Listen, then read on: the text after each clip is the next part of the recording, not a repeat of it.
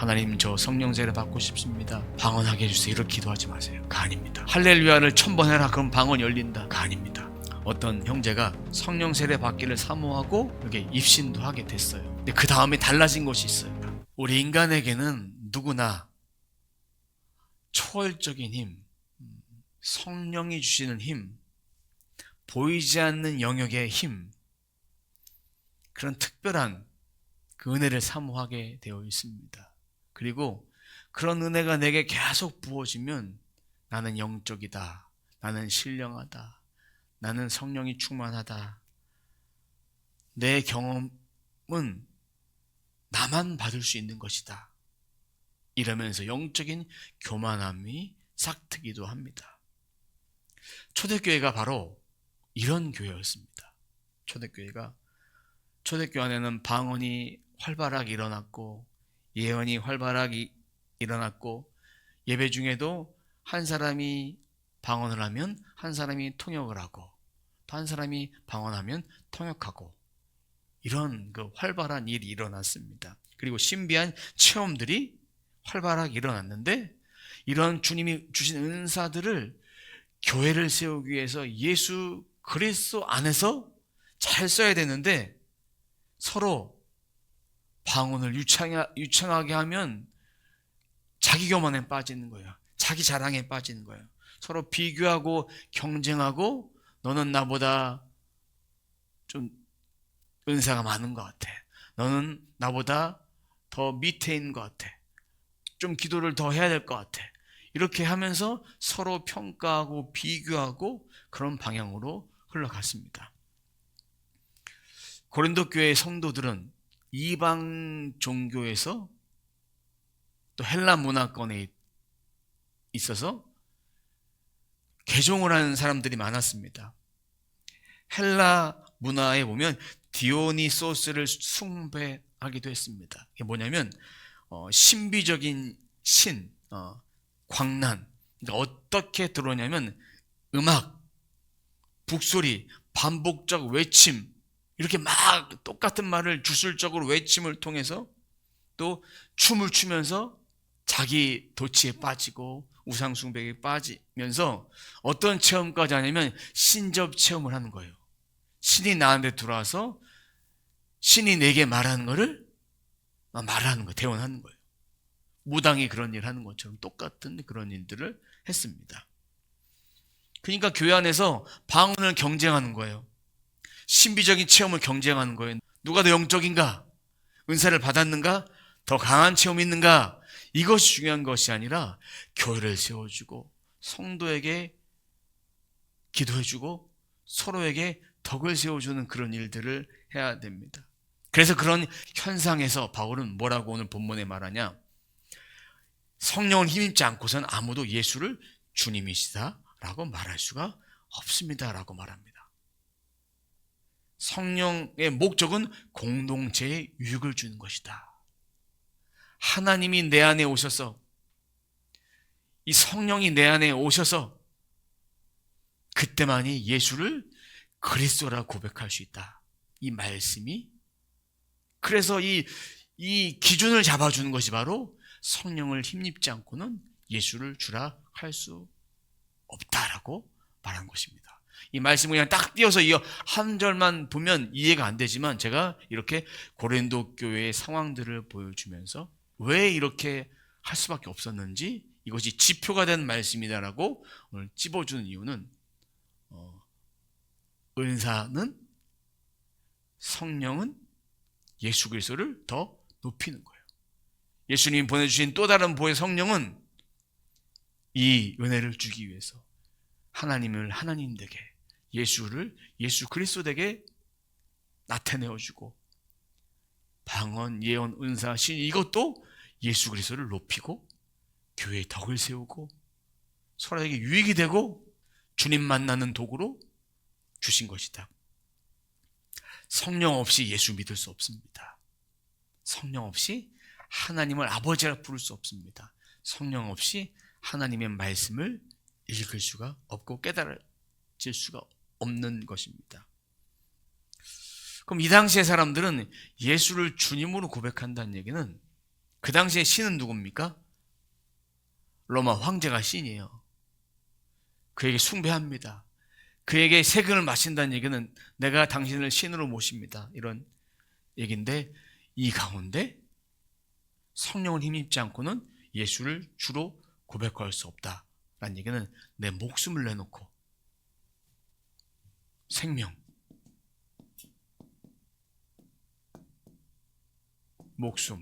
목숨을 내놓고 예수를 믿는 거예요.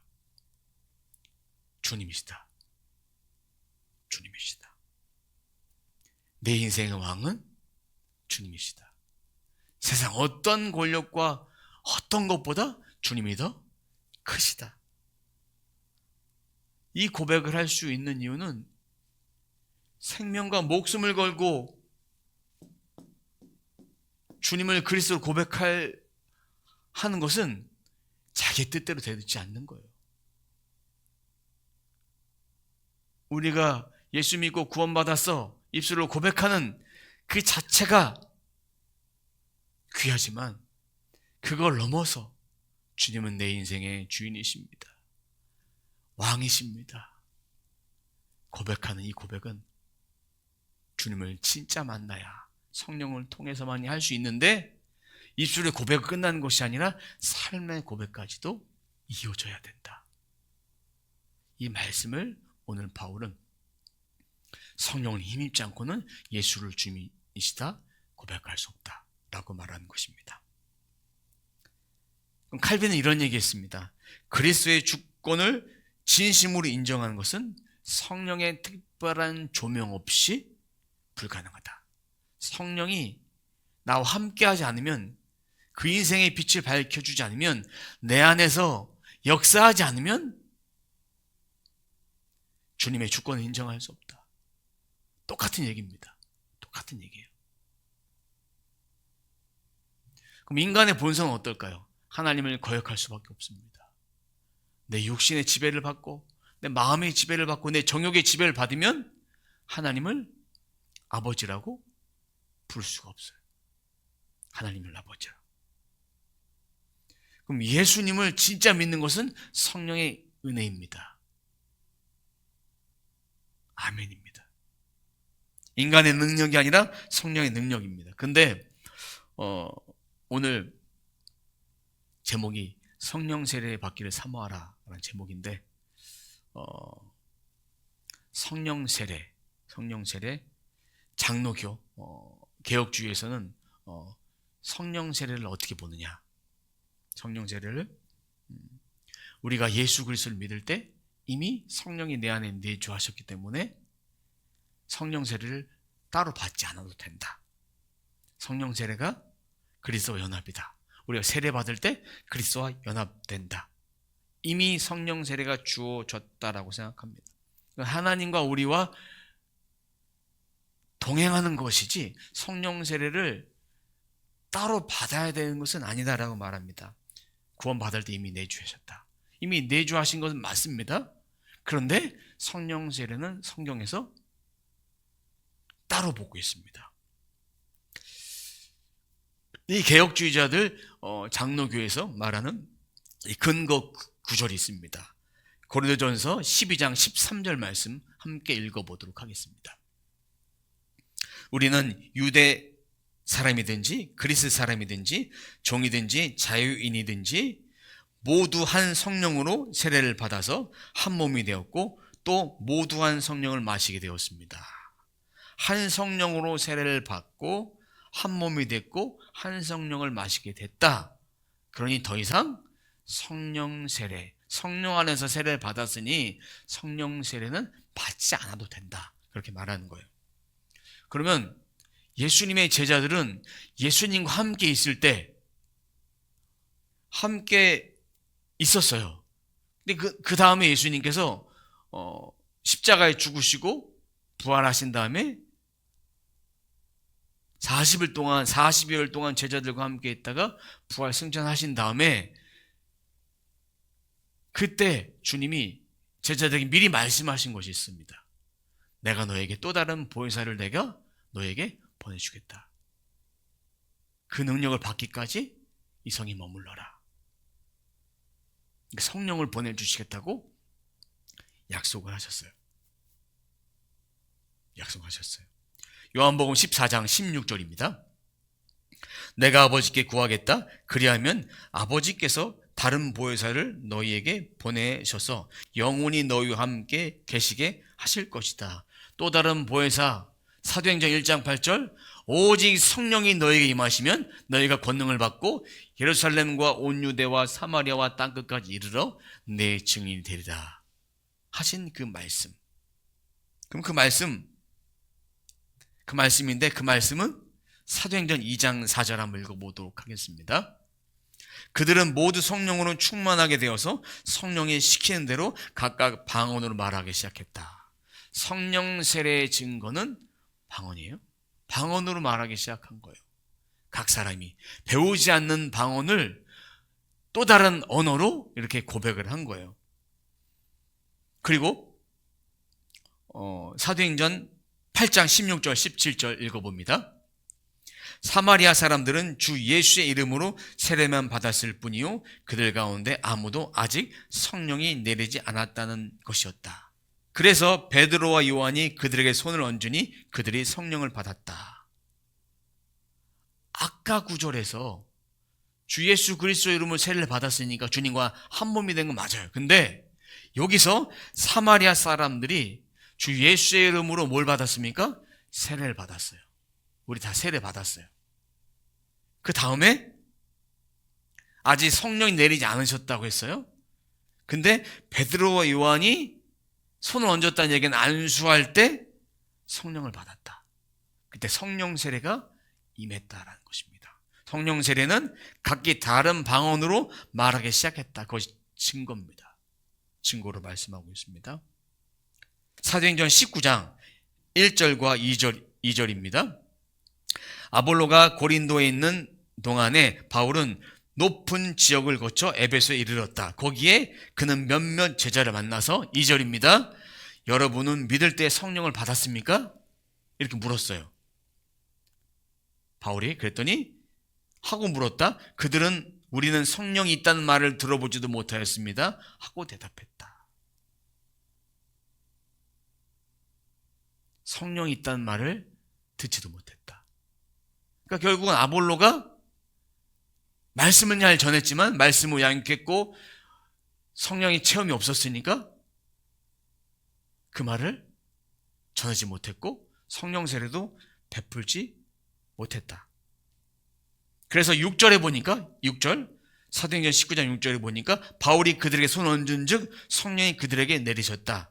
그들은 방언으로 말하고 예언을 했는데 성령의 충만함을 입어서 성령 세례를 입어서 방언도 말하고 예언도 했다. 결국 성령 세례가 구원 이후에 두 번째 증거가 되는 거예요. 그리고 이 성령 세례를 통해서 우리가 성령 충만을 매일매일 충만하게 받는 원동력이 되는 것입니다. 그런데 이 이적은 사도행전 이후에 다 끝났다. 그리고 그때 이적 있었던 이유는 아직 성경이 완성되지 않았기 때문에 은사란 것은 선물이다. 그거는 구원이다. 근데 구원은 성경을 성경되게, 말씀을 말씀되게 하는 것이다. 이렇게 생각하는 것이 보수주의자, 은사 중지자들이 하는 말입니다. 그런데 이 성령 세례를 통해서 뭐가 열렸다고 했습니까? 방언으로 말하고 예언을 하게 됐다. 성령 세례라는 것은 모든 은사의 문을 열어주는 맞서킨 거예요. 집안에 들어가기 위해서 비밀번호를 알아야 돼요. 비밀번호를 알면 방에도 들어가고 화장실 들어가고 주방도 갈 수 있고 안방도 들어갈 수 있고 작은 방도 들어갈 수 있죠. 컴퓨터에서도 비밀번호를 락을 걸어놓으면 비밀번호 없이 들어갈 수 없습니다. 이 성령 세례라는 것은 바로 그런 것입니다. 성령 세례는 초대교회에서 끝난 것이 아니라 성경에 나온 인사는 지금도 있다. 근데 사도 바울이 얘기했던 이유는 은사가 그리스도를 세우는 것이다. 그리스도의 몸을 세우는 것이다. 교통정리가 안 되고 옛것을 버리지 못해서 은사를 통해서 자기를 드러내려고 하고 교만함을 드러내니까 성령을 통하지 않고는 예수를 주님으로 고백할 수 없다라고 그들에게 교훈하고 권면했던 것입니다. 오늘날에도 방언 있습니다. 배우지 않는 방언. 어떤 사람은 그렇습니다. 제가 영어를 못하는데 저에게 영어 방언을 주세요. 제가 외국 사람과 유창하게 얘기하고 싶습니다. 그럼 배운 게 아니니까 성령이 임했을 때만 할 수 있어요. 어떤 집회 현장에서 통역관이 없을 때 하나님께서 그 입을 사용해서 하게 하실 때도 있어요. 아프리카 갔는데 아프리카 통역관이 배탈이 났어요. 그래서 입에서 나왔는데 아프리카 말이 나와서 그렇게 사역을 한 다음에 메시지 전한 다음에 그 말이 딱 끊어졌어요. 예언. 하나님께서 각 사람을 위로하고 건면하기 위해서 지금도 사용하고 계십니다. 치유. 치유의 회복도 은혜를 주고 계십니다. 축사. 이것도 다 오늘날 많은 이들을 통해서 하나님이 도구로 사용하고 계십니다. 근데 이 은사를 잘못 사용하면 어떻게 되느냐? 이 은사를 통해서 교만하게 되고 고린도 교회 성도들처럼 이것이 내 것이냐 마냥 교만하게 되고 그렇게 이단에 빠지게 되고 그렇게 됩니다. 초자연적인 능력의 문을 여는 것이 바로 성령 세례다. 성령 세례를 통해서 가장 먼저 열리는 것은 방언이다. 어떤 사람은 세례 받기 전에 예수님을 주로 고백했는데 방언이 먼저 열리는 사람이, 성령 세례가 먼저 열리는 사람이 있고, 어떤 사람은 세례 받고 차츰차츰 이렇게 성령 세례가 나도 모르는 사이에 열린 사람이 있고, 안수를 통해 열리는 사람이 있고, 예배를 통해서 각가지 사람들을 여러 가지 방법을 통해서 성령 세례를 받는 분도 있고, 어떤 사람은 설교를 듣고 나서 기도합시다 했는데 방언이 다 열린 분들도 있습니다. 예수를 믿게 된 것은 전적인 주님의 은혜입니다. 우리에게 은사를 주신 것도 전적인 은혜입니다. 성령이 내주하심. 이미 예수 믿을 때 내주하셨고 그 성령이 내 육체 위에 부어지는 것을 성령이 우리를 사로잡아 성령 세례로 충만하게 하신 것입니다. 성경은 반복적으로 성령 세례를 받으라고 말합니다. 세례받은 끝이 아니라 성령 세례를 받아라. 세례 요한이 이런 말을 했습니다. 나는 너에게 물로 세례를 주나 내 뒤에 오신 분은 불과 성령으로 세례를 준다라고 말씀하고 있습니다. 모든 은사는 예수 그리스도가 드러나야 됩니다. 한 가지 조심할 것이 있습니다. 방언 못한 사람 정죄하지 마십시오. 그리고 방언 못한다고 내가 구원 못 받았나? 이렇게 생각하지 마십시오. 하나님 나를 안 사랑하나? 그렇게 생각하지 마십시오. 방언이 구원을 결정하는 기준이 아닙니다. 이렇게 잘못 가르치는 분들이 있습니다. 방언 못 받으면 구원의 증거가 아니다. 아닙니다. 방언은 선물로 주신 것이에요. 어떤 형제가 성령 집회에 갔습니다. 특별한 체험을 하고 싶었어요. 그래서 성령 세례 받기를 사모하고 그리고 이렇게 입신도 하게 됐어요. 근데 그 다음에 달라진 것이 있어요. 뭐냐면 예전에는 성경을 읽을 때 성경이 지루하고 딱딱하고 읽기 싫었는데 이제는 사모한 마음으로 성경을 더 읽게 됐고 주님도 사랑하게 됐고 형제를 사랑하게 됐고 미워하던 사람을 용서하게 됐어요. 그것이 성령이 주시는 은혜다. 예수를 주님으로 고백하는 것이다. 은사 받기만을 사모하지 마십시오. 은사 받기만을. 내게 주신 체험만 다다라고 생각하지 마십시오. 내가 만난 예수, 내게 주신 성령의 음성만 음성이다 라고 생각하지 마십시오. 내가 받은 환상만 최고다라고 생각하지 마십시오. 그 모든 것을 이루기 위해서 필요한 것이 무엇이냐? 말씀이에요. 말씀, 성경.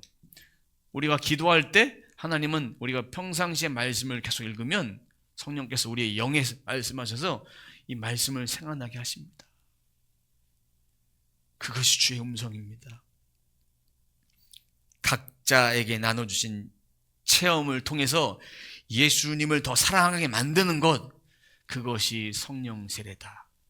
그리고 성령 세례 받은 뒤에 이 충만함을 위해서 계속 간구하고 기도하고 말씀 보고, 처음에 은사를 받으면 교만하기 쉬우니까 그때 교만을 잠재울 수 있는 것이 말씀 읽는 거예요. 말씀 읽는 거. 은사가 더 활성화가 되기 위해서 기도해야 되지만 말씀과 기도가 균형을 이루지 않으면 어느새 이 교만한 마귀가 우리를 시험하고 우리를 유혹하고 우리를 넘어뜨리고 우리를 공격하게 됩니다. 사랑하는 성도 여러분, 하나님 말씀을 즐겨 읽으십시오. 하루에 한 장도 좋고 두 장도 좋고 세 장도 좋고 네 장도 좋습니다. 즐겨 읽으십시오. 즐겨 읽을 때 이 말씀이 내게 쌓여서 방언할 때 성령의 음성이 내게 들립니다. 이 수신기가 말씀이에요. 수신기가 말씀이, 매일매일 말씀을 읽을 때 이 수신기를 통해 성령이 말씀하시는 거예요. 그러면 예수님을 사랑하게 되고 이웃을 사랑하게 되고 또 더 기도하게 되고 겸손하게 되고 사랑이 충만하게 되고 자비, 양선, 온유, 인내, 절제, 이런 것들이 하나하나 내게 이어지게 됩니다. 성령 세례 받고 싶습니까? 아직도 성령 세례 받지 못한 분이 있다면 하나님, 저 성령 세례 받고 싶습니다. 방언하게 해주세요. 이렇게 기도하지 마세요. 입을 벌려서 어떤 분은 이렇게 가르칩니다. 할렐루야를 1000번 해라. 그럼 방언 열린다. 할렐루야 해라. 내가 뒤통수 한 대 때려줄게. 그러면 갑자기 놀래서 방언이 막 된다. 그거 아닙니다. 예수님으로 충만하면 우리 입술이 충만하게, 또 우리가 기도를 통해서 우리 입술을 사로잡아 주님이 영의 기도로 우리의 입술을 사용해서 육체 위에 부어주시는 거예요. 그때 내 혀가 꼬였을 때 거부하지 마시고 그대로 순종해 보세요. 그대로 순종해 보세요. 주님의 주권을 내어드리는 것이 성령 세례를 받는 비결입니다. 매일매일 기도하시고 간절히 사모하시고 말씀 보시고, 그러면 성령 세례가 열린다. 그런데 그 생각 속에 사모함을 가지세요. 영혼 속에 사모함을 가지세요. 한 가지 제거해야 될 마음은 있습니다. 전에도 못 받았는데 지금도 안 될 거야 라는 그런 부정적인 생각을 제거하시고 항상 사모하시면서 말씀을 보십시오. 말씀을 읽으십시오. 그리고 성경을 읽을 때도 입술로 고백하며 읽으세요. 그리고 기도할 때도 소리내서 기도하세요. 입술을 열어서 사용하십니다. 사랑하는 성도 여러분, 성령 세례 받기를 사모하십시오.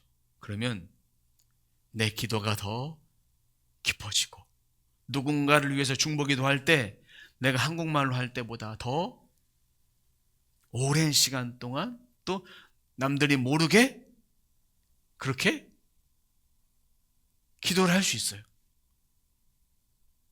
그리고 내가 알지 못하는 사람들을 위해서 중보기도 할 때, 이 열방을 위해서 중보기도 할 때, 그때 하나님 그 기도를 사용하시고, 내 친구의 이름을 생각하면서 내 가족의 이름을 떠오르면서 기도해 보세요. 방언으로. 그러면 성령께서 그 기도를 인도하신다. 1차원적 기도는 기도 제목을 받아서 기도하는 거지만 2차원적 영의 기도라면 내가 이 사람을 생각하고 기도하면 주님께 그 기도를 계속 주장하시고 열어가신다. 그래서 방언 기도를 즐겨 하십시오. 그리고 방언 받고 싶고 성령 세례 받고 싶은 분은 방언을 사모하되 성령을 사모하되 계속 말씀을 통해서 깊게 주님 만나십시오. 그러면 어느 순간 주님이 그 기도를 열어주시고 내 육체에 부어주실 때 순종해야 돼요. 내가 왜 이렇게 말이 어눌하지? 이렇게 바로 잡지 마시고 그대로 하세요. 그러면 그 기도를 통해서 주님이 내 혀를 잡으시고 이렇게 열어가신다. 그래서 우리 모두의 삶이 주님으로 충만해져서 성령 충만, 성령 세례 받기를 사모하는 우리 모두가 되시길 주님의 이름으로 축원합니다.